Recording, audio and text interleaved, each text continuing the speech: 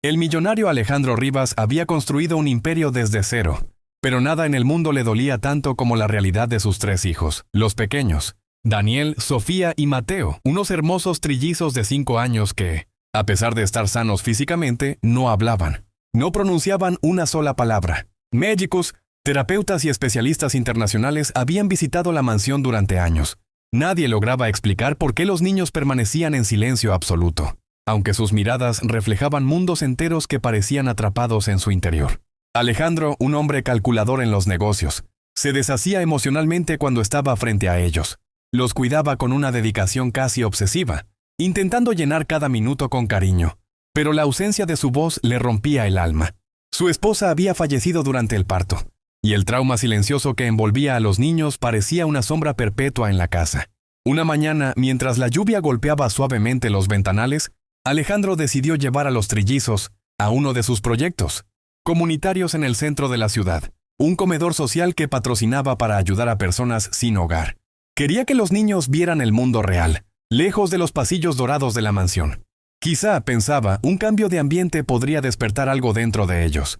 Caminaban de la mano por la acera cuando la vieron, una anciana pequeña, encorvada, con un abrigo viejo y ojos increíblemente cálidos, sentada cerca de la entrada del comedor social. Aunque su ropa estaba desgastada, su sonrisa era tan luminosa que los niños se quedaron inmóviles, observándola como si la conocieran desde siempre. La anciana levantó la mirada y, con voz temblorosa, saludó. «Buenos días, pequeños». Lo que ocurrió después dejó a Alejandro sin habla. Los 3 niños avanzaron hacia ella sin temor, como si una fuerza invisible los atrajera. La anciana, que se presentó simplemente como Doña Elena, comenzó a contarles una pequeña historia con palabras suaves, casi cantadas.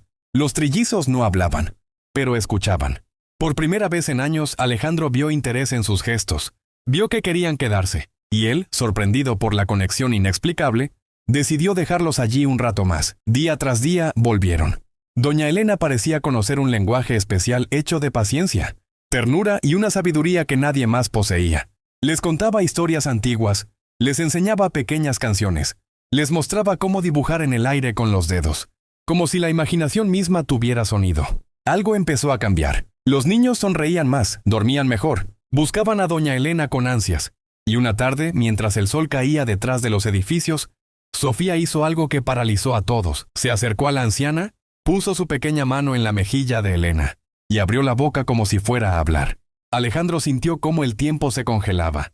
Pero Sofía no dijo nada. Solo sus ojos brillaron con una emoción que jamás había mostrado. Esa noche, Alejandro no podía dormir. ¿Quién era realmente esta anciana? ¿Por qué tenía esa conexión tan profunda con ellos? ¿Por qué los trillizos parecían despertar algo que nadie había logrado? Decidido, comenzó a investigar el pasado de Doña Elena. Cuando descubrió la verdad, su mundo entero se sacudió. Capítulo 2. El secreto que rompió el silencio. 2 días después, Alejandro se acercó nuevamente al comedor social. Pero esta vez llevaba consigo algo más que preocupación. Llevaba un secreto que él mismo aún no sabía cómo procesar. Había descubierto que Doña Elena no era una mujer cualquiera. Había sido una reconocida pedagoga infantil hace más de 30 años. Una especialista en niños emocionalmente traumatizados. Sus métodos, muy humanos pero poco convencionales, fueron criticados por instituciones rígidas. Y ella, tras una tragedia personal, la pérdida de su única hija y posteriormente su hogar, había desaparecido del mundo profesional.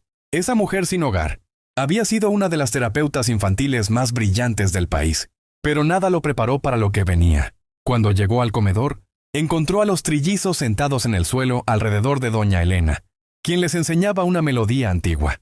Sus voces no se escuchaban, pero sus labios se movían. Estaban intentando cantar. Alejandro, abrumado, se acercó lentamente. «Doña Elena, necesito hablar con usted», dijo con solemnidad.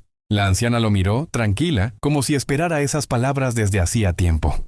«Usted sabe quién soy, ¿verdad?», preguntó Alejandro. Ella asintió. «Y sabe que mis hijos sufren». La anciana tomó aire. «Tus niños no están rotos, hijo. Están asustados. El silencio es su refugio, pero también su prisión». A continuación, con una suavidad casi maternal, añadió: «Y ninguna prisión dura para siempre». En ese instante, Daniel, el más callado de los 3, se levantó. Tomó la mano de Doña Elena, y la tomó también de su padre. Unió ambas manos, miró a los dos. y con voz frágil, casi imperceptible, pronunció su primera palabra. No, solos. Alejandro cayó de rodillas. Sofía comenzó a llorar silenciosamente, y Mateo se abrazó al brazo de su padre, temblando. Y entonces ocurrió lo imposible. Los tres niños comenzaron a hablar al mismo tiempo. Palabras torpes, cortas, pero llenas de vida. Papá. Ella. Buena. No miedo. El comedor entero se detuvo. Era como presenciar un milagro. Las lágrimas corrían por la cara de Alejandro mientras abrazaba a sus hijos. Doña Elena también lloraba, pero con una mezcla de alivio y tristeza.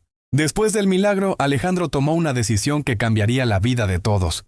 Llevó a doña Elena a vivir con ellos, ofreciéndole un hogar, seguridad y la oportunidad de volver a ser maestra si así lo deseaba.